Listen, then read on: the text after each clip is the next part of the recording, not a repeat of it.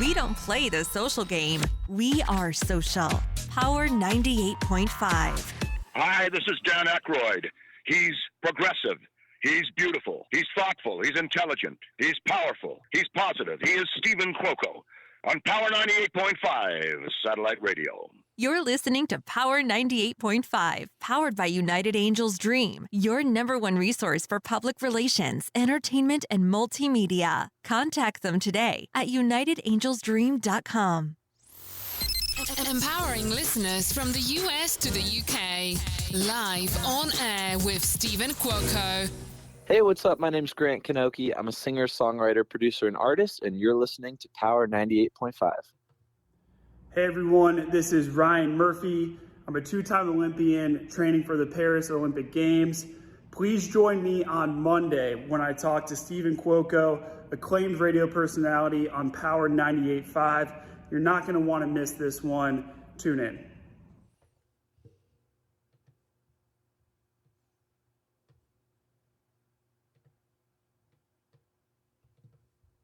Cuoco. At what point did you realize when you started looking into public relations, started looking into casting, you know what, Stephen, I'm pretty damn good at this. I think we should keep following this path. It really is effortless, Donovan. I mean, it would be the same of how you do your show. When you bring your all to the table with great intentions and no expectations, it just makes life fun and it makes the career of choice fun.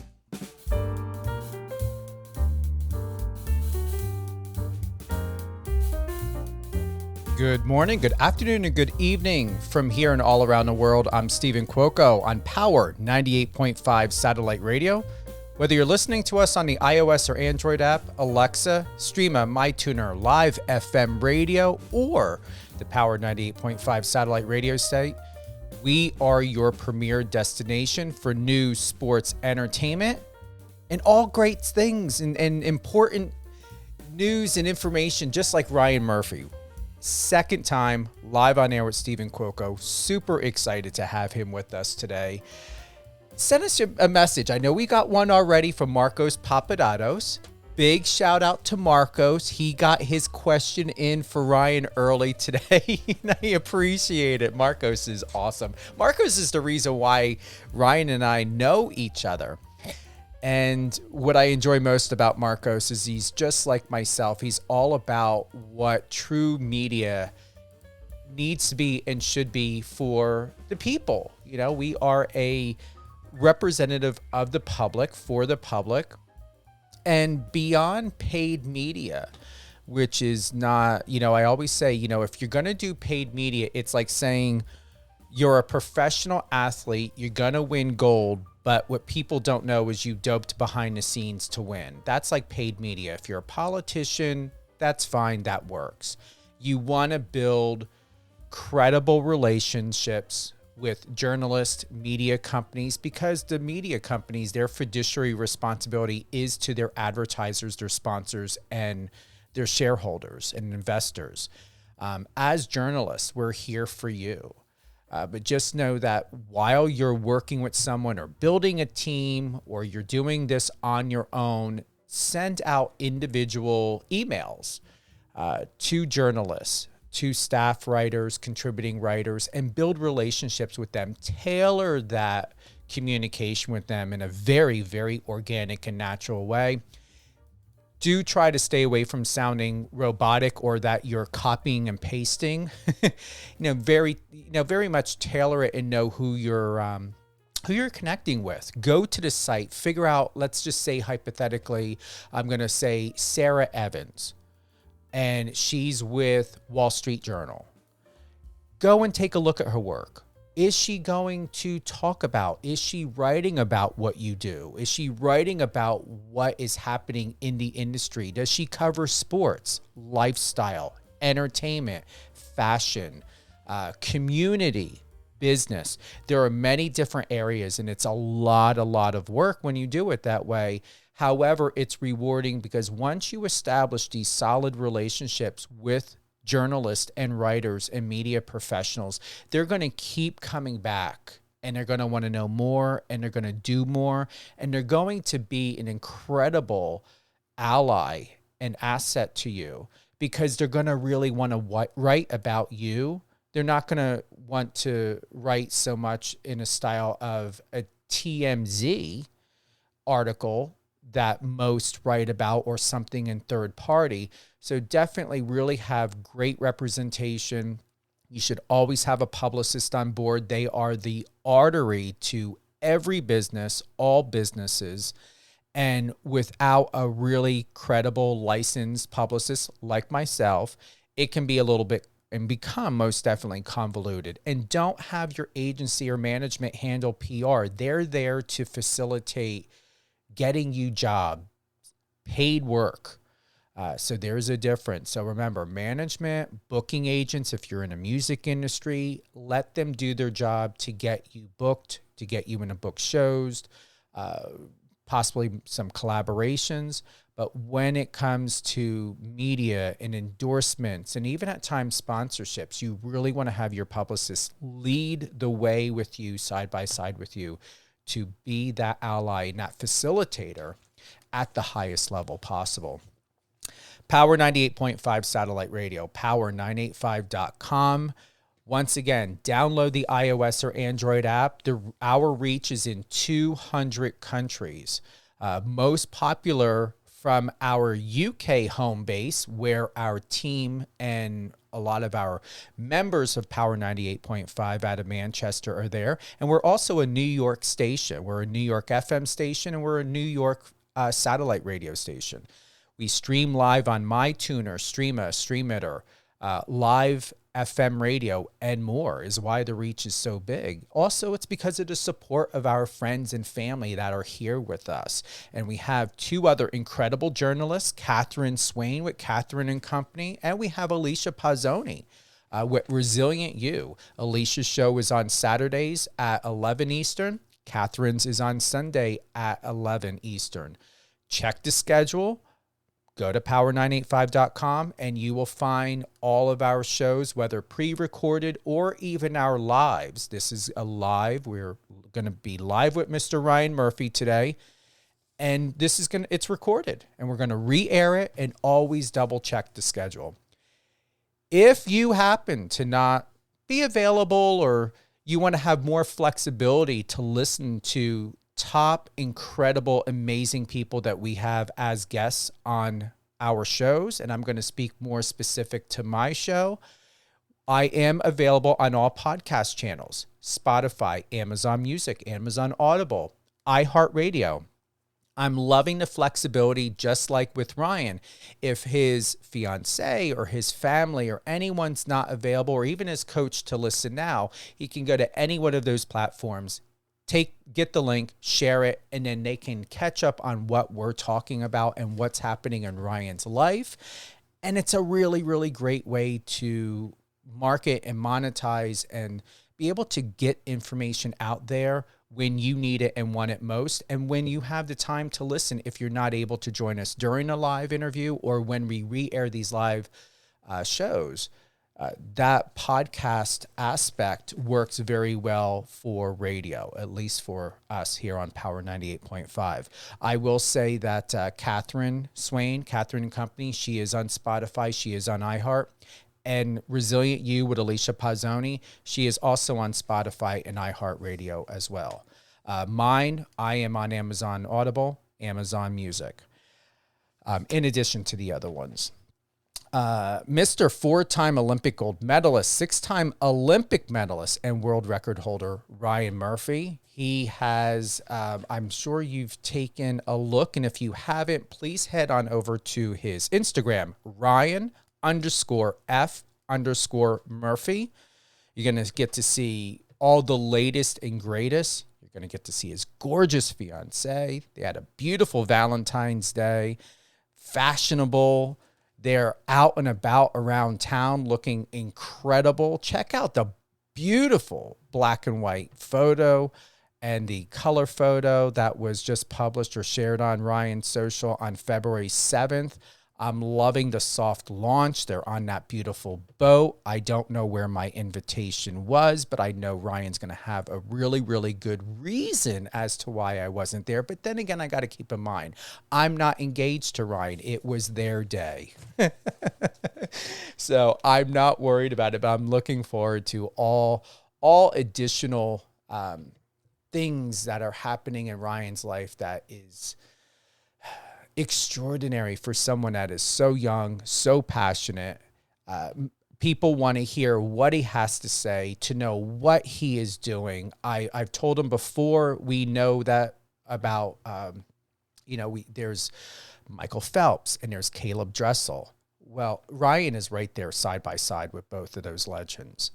And he is not only having had established such credibility in the world of Olympics and swimming, but he's also here having had shared many, many, stories and insight about events and particular conversations that he had that really helps to move the younger generation and even my generation, Gen X, to better understand what relationships mean, why conversations are so important, and why it's also extremely important to hear it first and foremost from the person themselves, just like what we're going to do today. I have no idea what we're going to be talking about. I love that.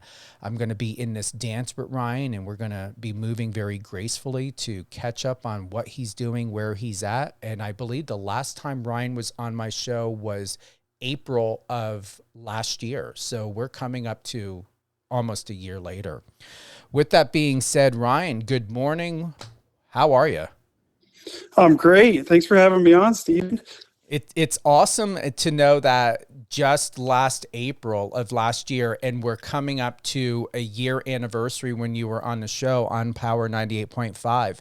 You've accomplished, it seems like 5-6 years worth of life within not even a year's time. There's definitely been a lot going on in the past year, both professionally, more on like the hobbies, investing in those a little bit more.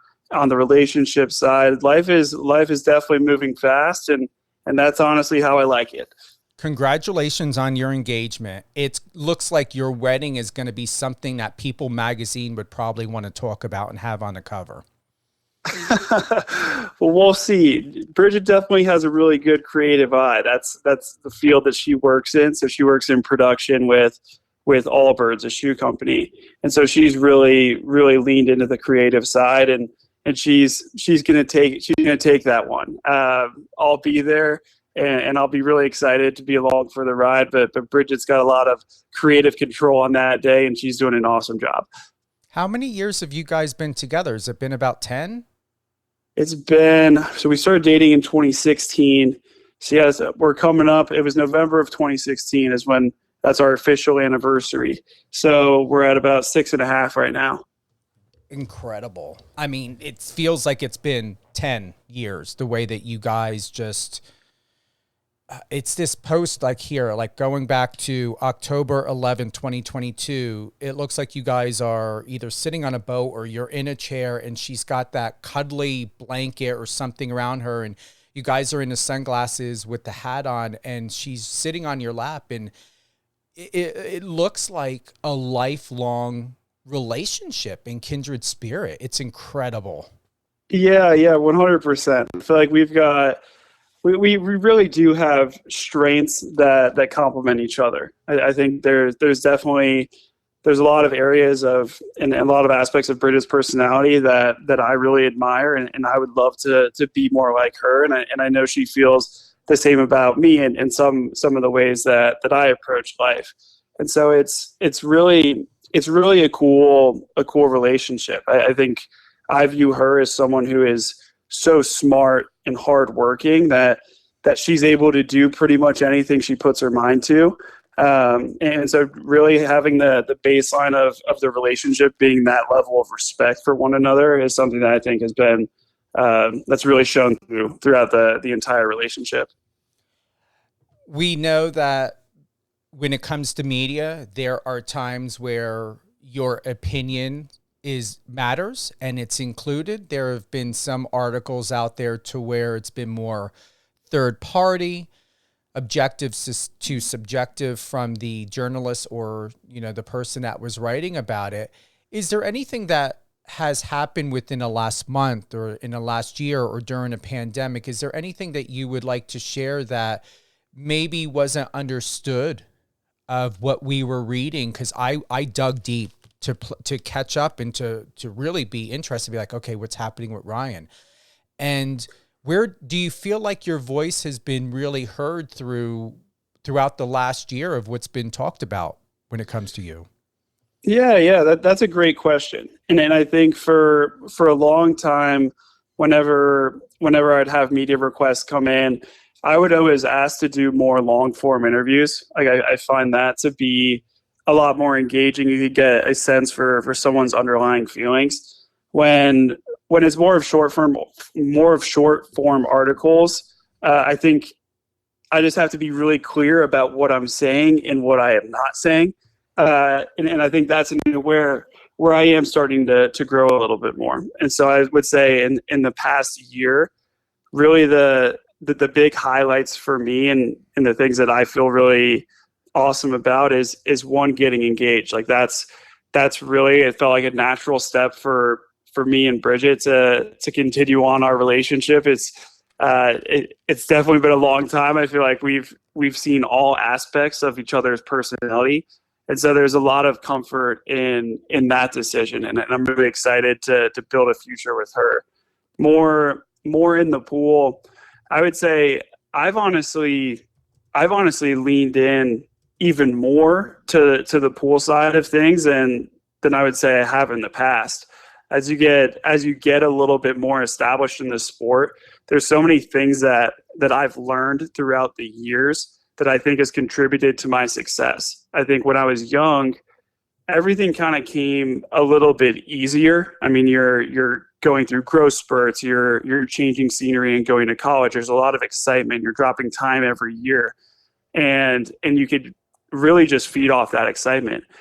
As you hit a point where you're more looking at longevity, how do I maintain these times? How do I call it a tenth of a second faster or a couple of 100ths of a second faster?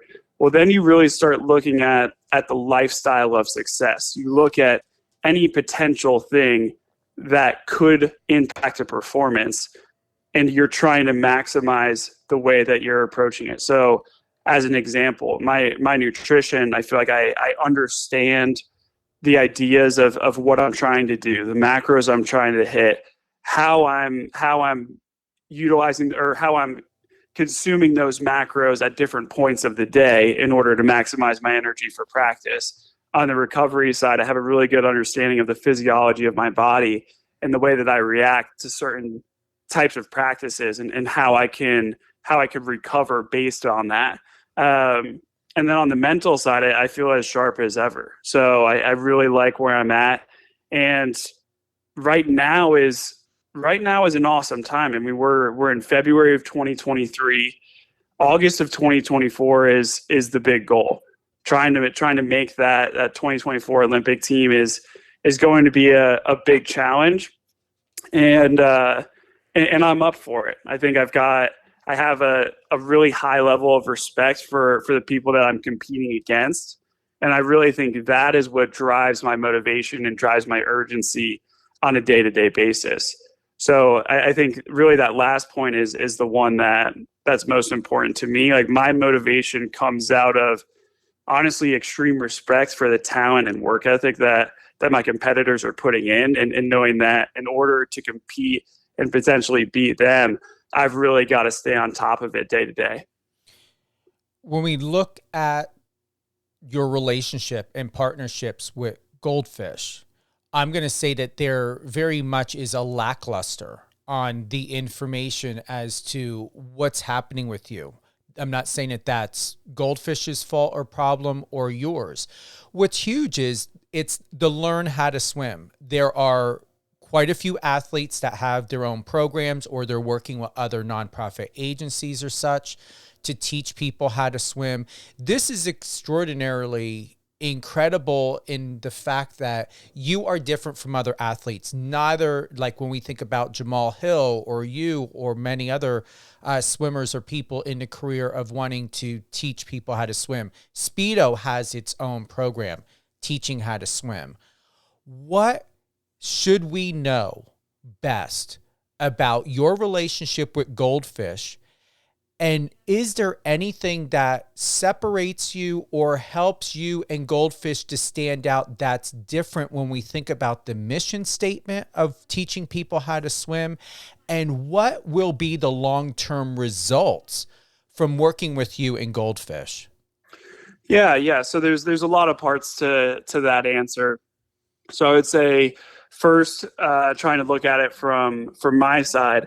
So the reason that I wanted to get involved with Learn to Swim is drowning is a leading cause of unintentional death for children under the age of 4. And really, like, you could extend that up to, all ages. I think the general population of the U.S., it's something around 30% of the U.S. does not know how to swim.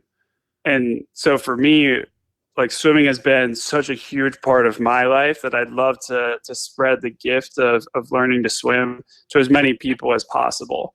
And I think even expanding on that a little bit more, like, I come from a family of education. My grandpa writes math textbooks for a living. My mom is a college professor. And so that's kind of been passed down to me, and where my education, my ability to affect education is going to be on the Learn to Swim side. So that's the reason that I really wanted to be involved with this cause. Specifically, why I like Goldfish is because of their backgrounds. So Jenny McQuiston was an All-American swimmer at Arizona. So she learned how to swim at a young age, continued to develop in the sport, and then she took all of that knowledge that she had from being at Arizona, which was, if they weren't winning national titles when she was in college, they were competing for national titles. They're a really, really good program. And so she was able to take that knowledge and put it into the learning curriculum for young kids. I looked at that curriculum and I loved it. I thought it really taught kids how to swim the right way, but also cultivated an environment that's really fun. Because I've never been someone who's wanted to tell people, hey, you should go swim. That's not my stance. My stance is you should learn how to swim the same way that you learn how to run, the same way you learn how to ride a bike. I view it as an essential skill that everyone should have. And then ultimately, if they want to take that in a competitive way, awesome. Like that's encouraged and that's incredible. If they just want to feel comfortable going to the beach or going on a boat, that's awesome too. And so Goldfish really checks the boxes on both of those sides. And I think long term, like, really what I'm looking for with the partnership, Goldfish is adding franchises every month, like multiple franchises every month. So last I counted, they had over 125 franchises across the US. And so that allows me the ability to expand the audience that I'm talking to. I can't be in every city in the US at one time and make a positive change, but Goldfish is working their way to having that sort of footprint in the US. And that's something that I'm really excited about. Are they going abroad at all, or thinking Canada, Australia, any other countries? So I haven't had that conversation with them in probably the last year. So at the moment, and a year ago, you're still kind of working through the impacts of the pandemic, and so they were really focused in on the U.S. at that time.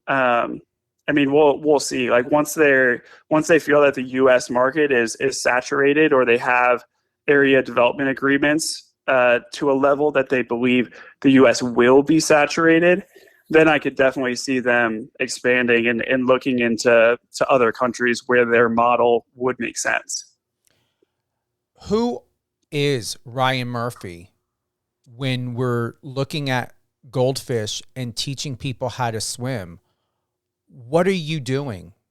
What would I learn? Yeah, so I mean, right now, like there's a couple of different facets of it. So the one like more traditional partnership is I'm helping amplify Goldfish's messaging. So every year they're going to come up with a campaign. This year their campaign is the golden years. So everything is really fun. It's engaging to kids, and they're really into goal setting. So the golden years is looking forward to this year. What are the key dates in the year? What do the kids want to learn, do, improve in? And so that's their campaign. The other side is they're looking to expand their footprint. And I think I have a business degree from Cal Berkeley, and I've always taken academics really seriously. So I can understand when Goldfish is talking about the financials of their business and why that might be attractive to potential franchisees. I can sit there and understand that conversation, talk with franchisees, and hopefully expand the footprint of Goldfish even further. If I'm able to ask, what does it mean to be franchisees? And before you answer that, when I hear that word, I don't know why, but McDonald's always pops up in my head, probably because from the film I watched. So what does it mean to be a franchisee? Sure. Yeah. So Goldfish started as a single location, a single franchise, just outside of Detroit, Michigan. Their location, their store was having a lot of success, and so some of Jenny and Chris McQuiston's neighbors started asking, "Hey, like, could we open up a Goldfish location? Could we utilize your curriculum, your interior footprint, and some of the software that you have in place to bill and attract new members?" And so ultimately, Goldfish decided they liked that idea, and so now they have their franchise, their corporate office is still just outside of Detroit, Michigan, but they have over 125 locations where people get the model, they learn the model from Goldfish corporate, and then they're able to go and run the business, own that business, pay a small royalty fee to the corporate office, and become business owners themselves. So it is kind of like a model the way when people have McDonald's or Starbucks or something like that, right? Correct. Yeah, I think to date, the people that have had crossover with other franchises, a lot of people have come from Planet Fitness. So I would say, and it's Planet Fitness and Orange Theory. Those are the two. Those are the two answers I've heard multiple times of people that have experience in the franchising space that looked at Goldfish and thought it was a great investment for them. That's awesome. I know almost a year ago, we talked about Goldfish and highlighted. This is the most, I believe, in depth that we got into about it because I understood it. I still understand it.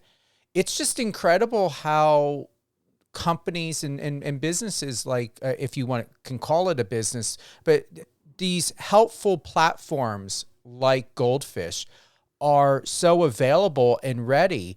What my question here is, we know, like I said, there are programs like this out there. Is there ever, if you're capable of sharing this, what will be the best way when we think about you and what you're doing to teach people how to swim?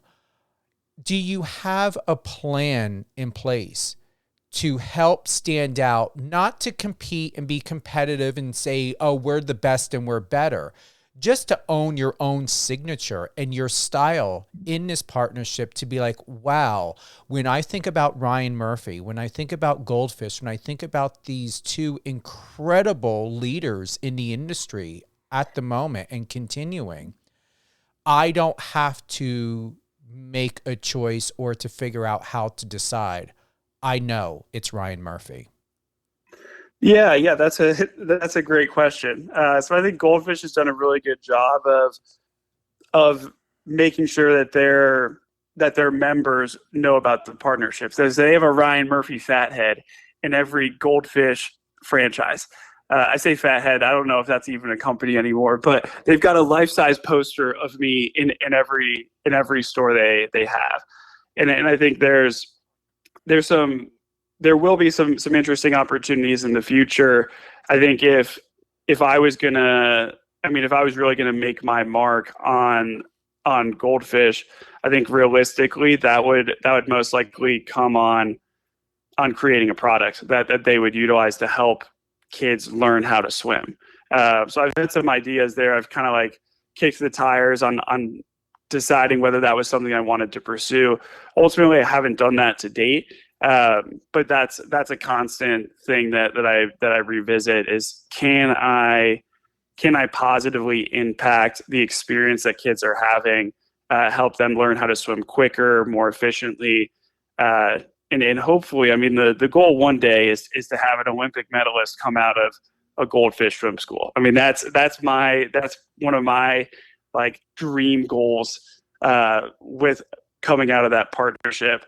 So I think there's plenty of opportunities to continue to have a long-term partnership with them, and they're I'm really happy with the way that one has gone so far. They're really quality people. They do things the right way, and they truly care about the people that are coming in the door and learning from them.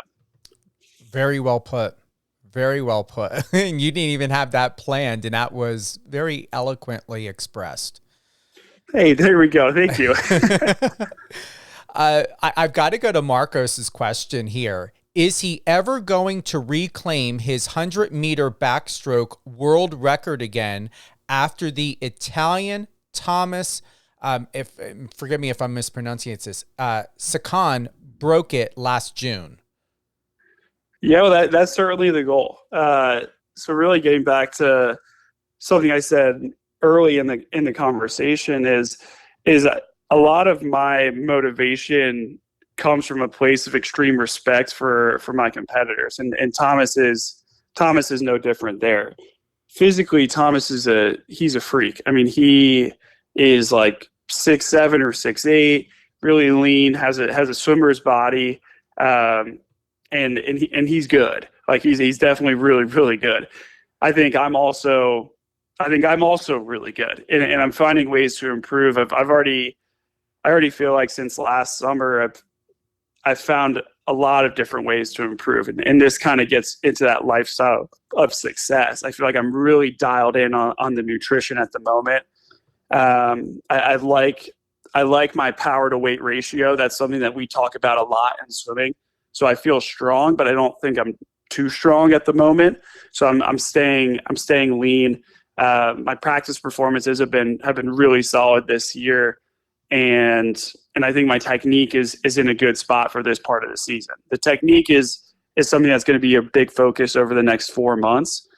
I feel really confident about the fitness base that I have, and now we can transition that into taking that base and turning it into speed. So that's kind of the focus over these next 4 months. But I'm as motivated as ever to be really fast. And whether that turns out in a world record, it's hard to project, but I definitely think I'm on the right track. It's the talk.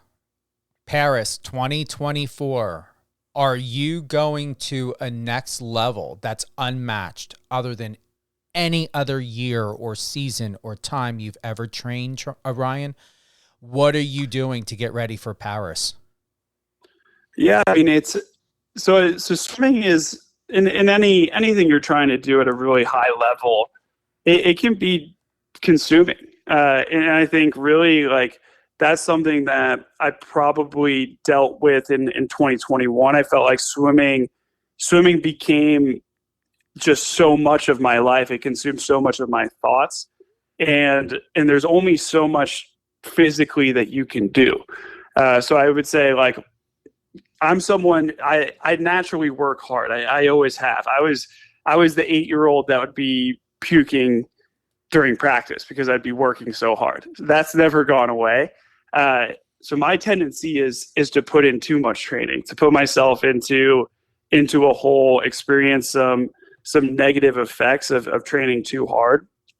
And then so really I've got to be measured in terms of how hard I'm pushing myself. And I think that's the number one key. Kind of going hand in hand with that is the recovery side. I need to make sure that I'm staying on top of all of the different recovery technology that's coming out. I think that's an area where we've seen a huge amount of development in the last 3 to 4 years. Feels like the nation and the world as a whole is really interested in health, and that's had a really positive impact on the way we're able to track our training. And then the last piece is dealing with pressure. I think what's going to be really interesting over the next year and a half is we're back in a stage now where we could fill out arenas. We don't have the COVID restrictions anymore of having no fans in the crowd.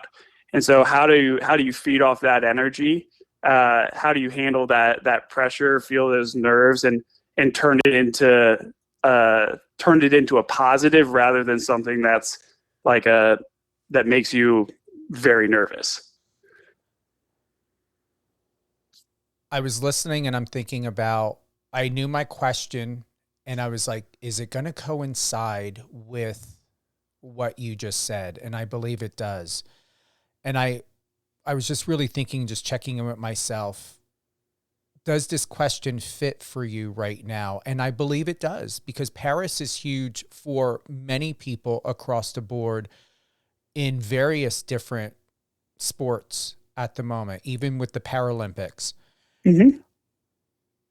Where does stress and everything else that goes into of what you're putting into this, does it have permission to be in the pool, or is it when you know that you are ready to go to do your greatness in the water? Does it leave you? Yeah. I mean, I think stress is something that it's really easy to look at stress as a very binary thing. You're either feeling stress or you're not. I view it on a scale. So you can, I think at all times, I'm probably carrying a little amount of stress. Like I work out for at least 3 hours a day. I'm going to be carrying some physical stress there. But I think the mental stress is the thing where we put a lot of energy, and I specifically put a lot of energy on the mental stress throughout the year. I'm always trying to manage it. I never, especially in the few months leading up to the games, I don't want any outside stress to impact the way that I'm able to train or compete. And so, like, I talk to someone the same way that I see a physical therapist. I see a physical therapist to hopefully stay ahead of any injuries. I talk to a therapist in order to hopefully stay ahead of mental challenges. And that's something I feel really good about, and it's really had a positive impact on my life. When I get to the meet, though, I'm happy to have stress at the meet. Like, I think in order to get an adrenaline into your system, you have to be feeling some sort of intense emotion. Stress is an easy one. Nerves is an easy one. Excitement. It all kind of has the same impact on the way your body reacts. And in the moments before a race, like I'm trying to go faster than I ever have. And I think in order to do that, I have to be feeling some pretty intense emotions. Like if my body's moving really fast, my brain is moving pretty fast as well. So I'm not too concerned about feeling a ton of nerves in the 5 to 10 minutes before the race. Throughout the week, being able to, we call it move into the race and move out of the race. Moving into the race is called the 2 hours before. You're at the pool, you're getting ready, you're warming up, your brain is getting excited. But then cooling down, like your body's cooling down, but your brain has to cool down too. How do you settle down from, hopefully an incredible result and having hundreds of messages on your phone that you're trying to respond to? Like that's all good and great, but you've got to let yourself relax, because you're likely going to have another event coming in a day or two, and you don't want to be exhausted by the time that one comes around. There is a difference, as you know, between eustress, which is considered healthy, however, it can still impact depending on the length of time, because stress is stress, whether it's eustress or being in distress. We know that the body is in some sort of fight or flight. You've got the central peripheral autonomic nervous system. There's a lot of chemical reaction, a lot of chemical and bodily communication, cellular communication going on. Do you understand and have such an extraordinary relationship within yourself to know the difference between eustress, which is said to be healthy or normal stress, and being in distress? And what do you do when it comes to that inner dialogue, emotionally, mentally, because everything begins emotional, mental to physical, and then spiritual, cosmic, scientific? What does Ryan do? And what is your relationship between the two? Yeah. I love that question. I mean, I would say, like, I very much have a mind where I try to simplify things as much as I can. So I really consider eustress as a sense of urgency. So I think that's like, okay, you know, like you've got a little bit of a fire under your butt to get moving every day. That I consider that to be eustress. The distress side, yeah, I mean that's what I'm really consistently working on. I would say I've always been really good at framing situations. I would say that's one of my mental strengths, and that's kind of my default. Like if I'm in a period where I am leaning a little bit more towards distress, then I'm trying to frame like what it is that's making me feel that distress, and put it into perspective of, okay, like how important is that really in the now? Is it something I can control?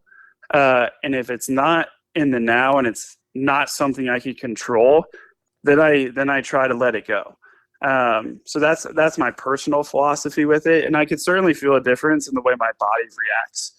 Like a little bit of eustress, I think, is great, because it gets me fired up. It gets me ready to go. But the distress, it definitely feels different on your body. It's a little bit, I mean, I hate to use the word like paralyzed, but like it's a little bit more of like a stress that feels like you can't really move. Like you're just so consumed with your brain and what's going on in your head that like your body can't do the things that it normally does.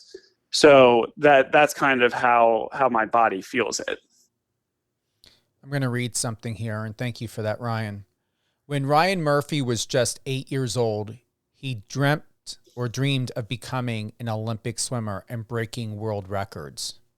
Let's pause for a moment because I'm formulating a question here.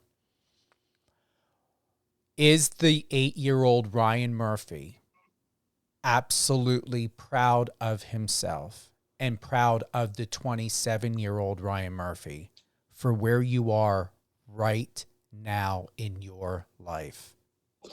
Yeah, I'd say absolutely. I mean, it's always, I'm someone I laugh because I've always been someone who wants to plan the future. And I still do that today. I'm always thinking about like, all right, like what am I going to be like when I'm 40? What am I going to be doing? How can I be incredible at that? And so I've always had that tendency. And so I think one area where I've improved in my, I think my 8-year-old self would be really proud of this, is I think I enjoy the moment a lot more than I used to. I was so quick to turn to the next thing when I was that age. And part of that is because you're young. Like you don't want to be complacent. Like you've always got to be continuing to move and continue to improve in order to hold your spot, because kids are hitting puberty, like they're growing, they're improving really quickly. And so I always felt that at a young age. And now I think I've just learned to recognize that it's healthy to enjoy when you're proud of yourself. Like hold on to that feels good. And I think I've always done things the right way. And so I think the 8-year-old me would be happy with that. Is I've always viewed it as a process instead of a result. and in the day-to-day brings me a lot of satisfaction and a lot of happiness. The results do too, but if you're not enjoying the day-to-day, then swimming is a grind. So enjoying the day-to-day is I think a key to success, and I think the 8-year-old self would be really proud of me in that. We're going to do another check-in here. You and I had a conversation about this, and you shared, it was almost a year ago. I'm going to read this. I am always striving for perfection. That is what success means to me. Now, before you answer, you're extremely incredible at articulating, and you know yourself well. What I would like to know, what's very, very important, and this is for everyone listening, and Colleen from Illinois she's giving a shout out and wanted to say hello to you. Awesome. That might be my aunt. My Aunt Colleen lives in Chicago, so that could be her. If it's not, thank you, Colleen. If it is Aunt Colleen, miss you guys and hope everyone's doing great. Thank you, Colleen. I'm always striving for perfection. That is what success means to me. Here's my question. Does perfection mean the same to you as it did or always has? Or has it changed? Yeah, I think it's definitely changed. I think there's, and this is, it's definitely changed. So I think for a long time, I'm very math inclined. So like with a math mind, there's typically a right answer, like one right answer and a bunch of wrong answers. Not everything works like that. So many things operate on a scale. They're not binary. And so I would say there's so many parts of myself that are imperfect.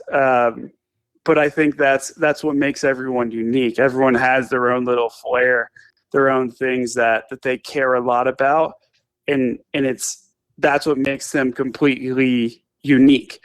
And so I think I think now, like, perfection is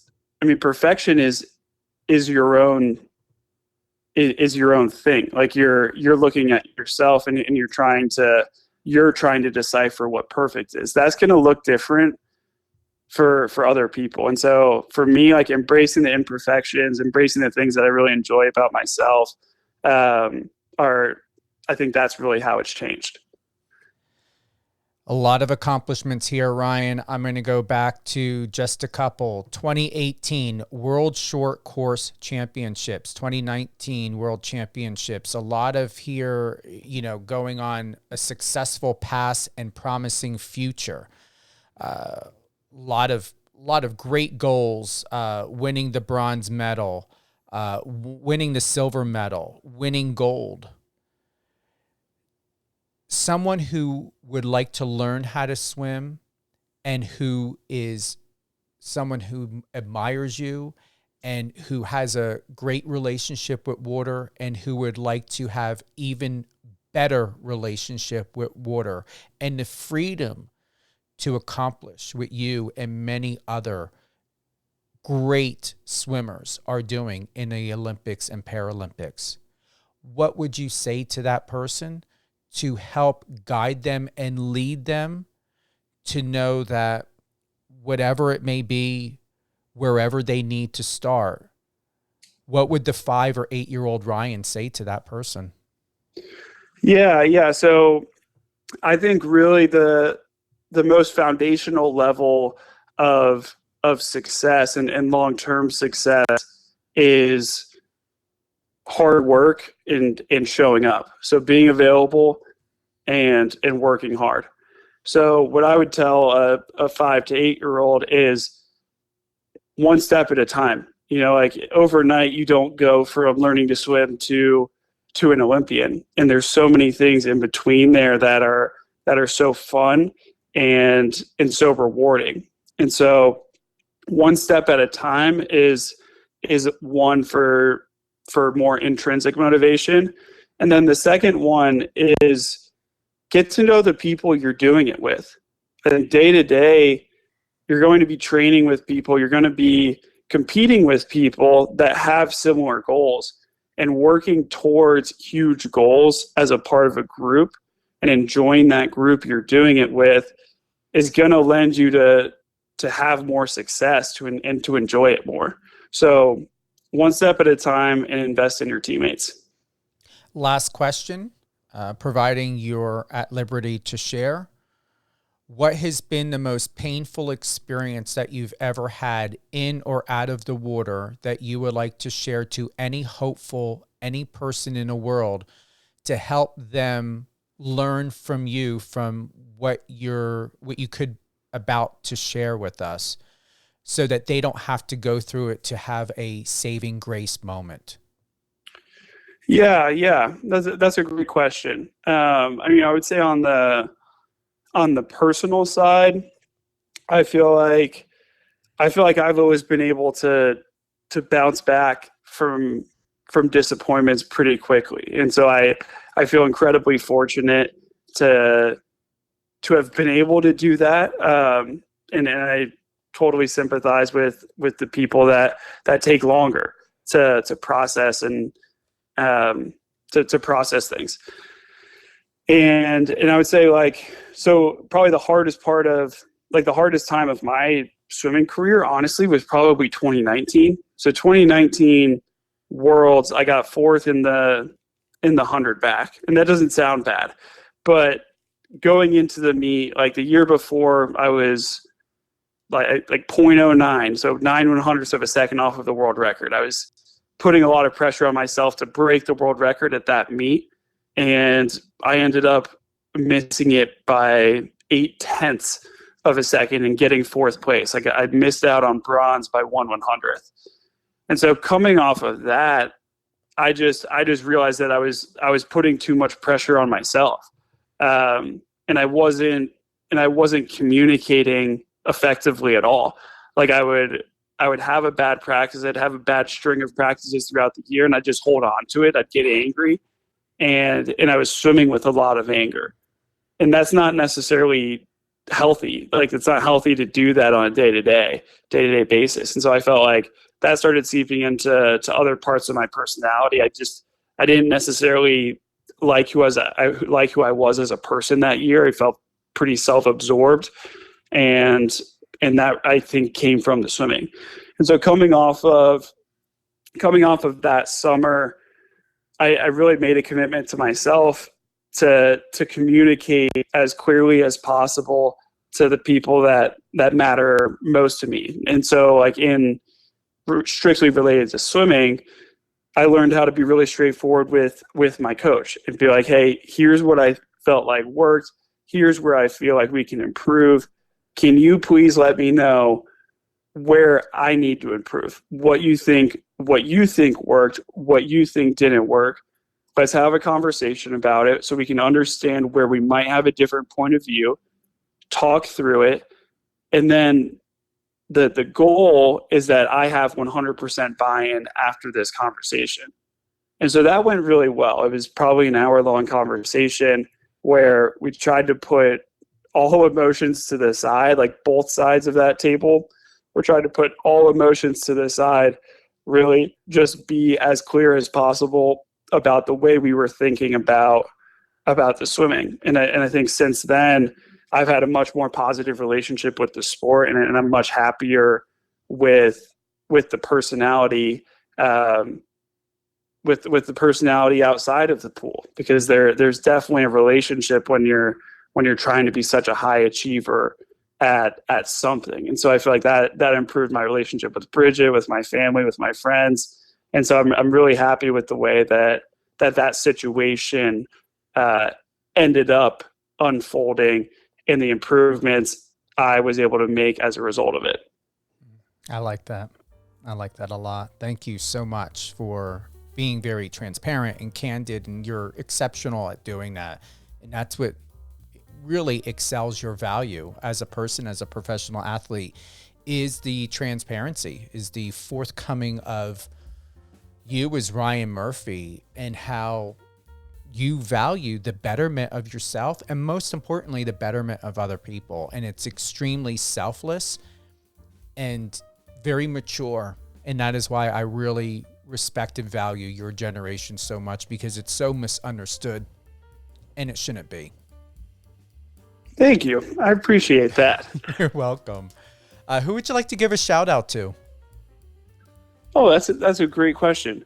I mean, we talked about Bridget a lot. I'll give Bridget a shout out. She's awesome. She's a rock for me.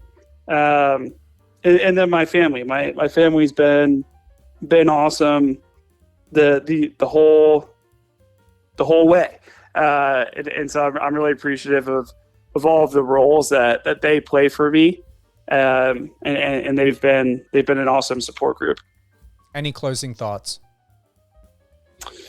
I mean, I'm just excited. I'm really excited for this next, for this.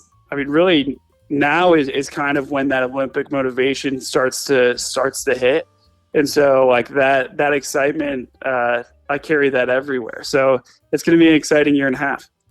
It really is. Paris 2024. Many of you are going to be there aiming for big wins. But remember, you're already a winner before you get there and when you get there.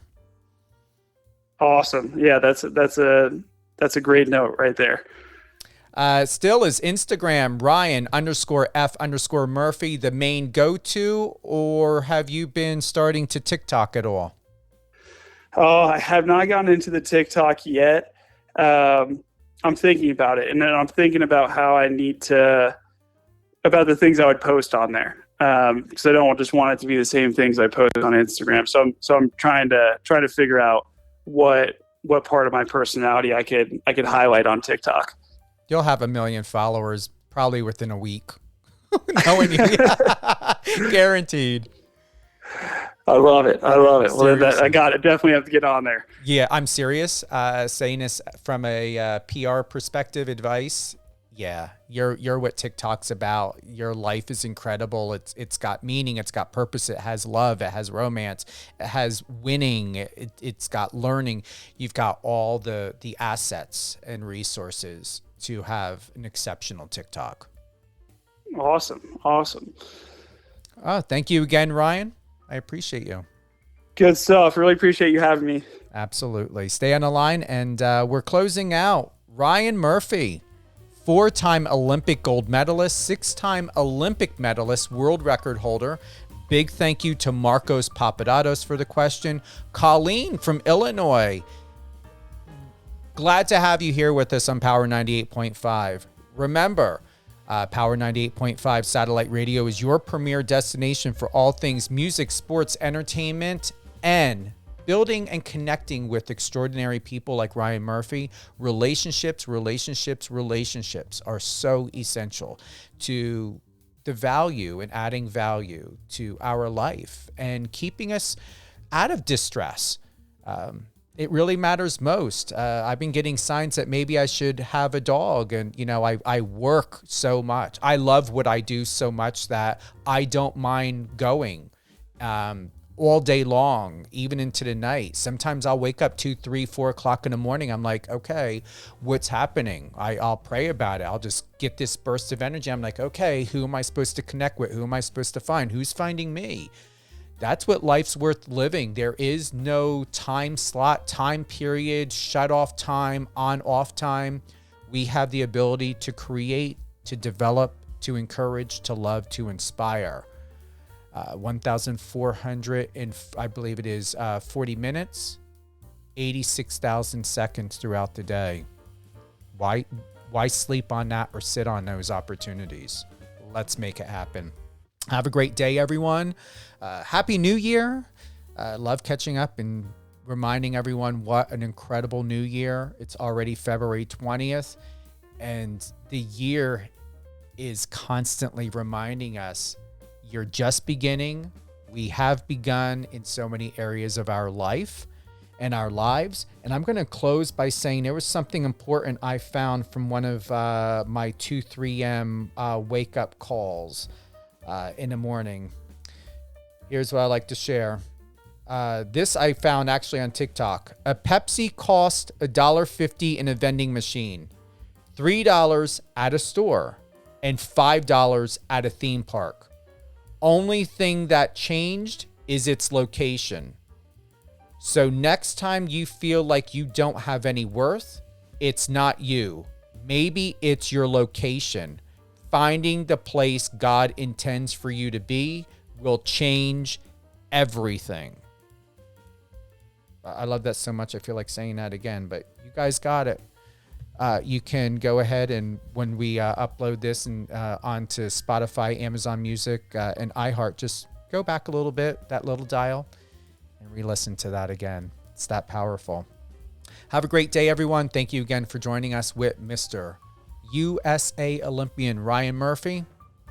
I hope you guys learned a lot, heard what needed to be heard to live the best, be your best, and definitely Google Ryan Murphy and head on over to his Instagram page, Ryan_F_Murphy.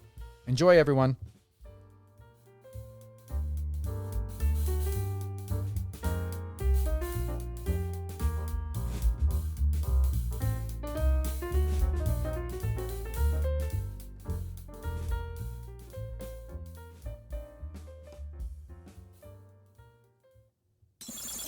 Friend us on your socials and let's connect.